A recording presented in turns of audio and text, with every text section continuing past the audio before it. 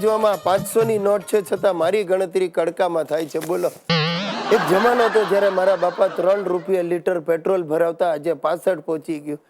300 રૂપિયા તોલો સોનું હતું, આજે 22,000ની સપાટી વતાવી ગયું. સાહેબ 3 રૂપિયા ભિખારીને 3 રૂપિયા ગઈકાલે મેં આપ્યા ને તો મને લુખ્ખો સમજી લીધો. એક જણે તો કહ્યું, ચાલ આજા અમારે બાજુમાં બેઠ જા. બોલો, હોટલમાં વેટરને 10ની નોટ આપો ને તો તમારી સામે મોઢું બગાડે, કહી દે, અરે એવું જોઈ તો જઈને લારી પર ખાઈ લેતા હોતો. ગઈકાલે સ્કૂટરમાં મેં 50 રૂપિયાનું પેટ્રોલ ભરાયું તો મને એવી રીતે જોવા લાગ્યો જાણે હું ગરીબી રેખાની નીચે જીવતો. હવે હાથ મૂકીને બોલ્યો, સાહેબ એના કરતા સાયકલ ખરીદી લેતા હોતો. અને હું ગયો, સાયકલ ખરીદવા ગયો. 5-6 હજારની સાયકલ.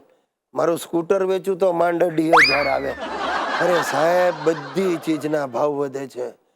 બસ માણસોના ભાવ ગગડતા જાય છે. માણસો નહીં, પતિઓના ભાવ ગગડતા જાય છે. અમારી સુશીલા વાતે વાતે મને કે, તમે તો બોલતા જ નહીં ગિરીશ, તમારું તો પાચ્યું ના આવે, પાચ્યું ના આવે.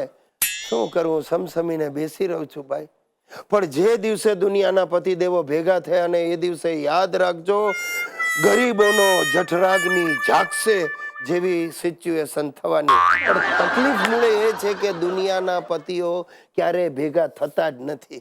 અરે યાર, આજની વાત તમને કહું, અમારો ઘરગાટી એનો કેટલો રૂવાબ, ધડ દઈને કહી દીધું, ભાભી અગલે મહિને से 500 रुपया बढ़ जाएगा, नहीं तो नए आदमी शोध लेना.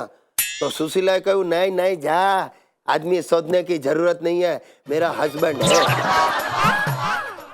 સાહેબ ભલે હવે હું આટલો ફેમસ થઈ ગયો છું, પણ ગઈકાલના અનુભવ પછી મને સતત એવું લાગે છે કે મારે મારું નામ બદલી નાખવું જોઈએ.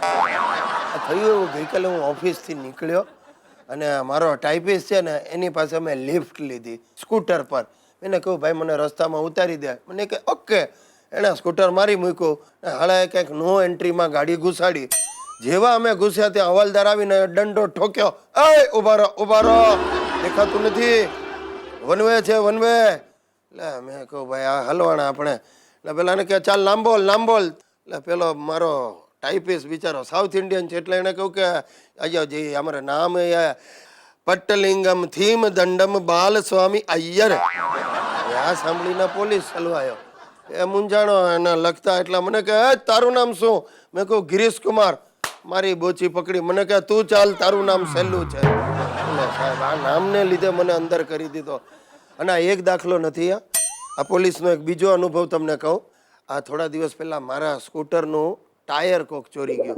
એટલે પાછળ જે સ્પેર ટાયર ને એ ચોરાઈ ગયું. એટલે આપણે પહોંચી ગયા. મેં કહું મારે આ ફરિયાદ કરવી. પહેલાં પોલીસ સ્ટેશનમાં દાખલ થયો. ચારે બાજુ બોર્ડ મારેલા, પોલીસ તમારી મિત્ર છે, હું તમારી મદદ કરી શકું. મેં કહું ભાઈ વાહ, કેવું પડે, આ તો બધું બદલાઈ ગયું. એટલે મેં કહું સાહેબ એક ફરિયાદ લખાવી છે. મને કે હા બેસો, પાણી પીશો? મેં કહું ના સાહેબ ફરિયાદ છે. મને કે બોલો. મેં કહું સાહેબ સ્કૂટરનું ટાયર ચોરાઈ ગયું. તો મને કે ટાયર કેમ કરતા ચોરાઈ ગયું? મેં કહું સાહેબ હવે એ તો મને કેમ ખબર પડે? હા તે ક્યારે ચોરાયું? મેં કહું સાહેબ મને એ પણ નથી ખબર. કોણે ચોર્યું? મેં કહું ભાઈ એ ખબર હોત તો હું તમારી પાસે શું કામ આવે? મને કે પણ તમે કોઈ સવાલના જવાબ ના આપો તો ફરિયાદ લખવી કેમ? મને થયું ભાઈ આનો કંઈ અર્થ જ નથી.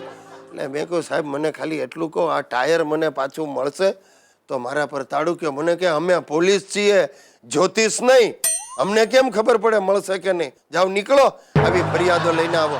જેવો બહાર નીકળ્યો તમે નહીં માનો સાહેબ, પોલીસ સ્ટેશનના ચોગાનમાંથી મારું આખું ને આખું સ્કૂટર ચોરાઈ ગયું. પણ મારી હિંમત પાછા જવાની થઈ.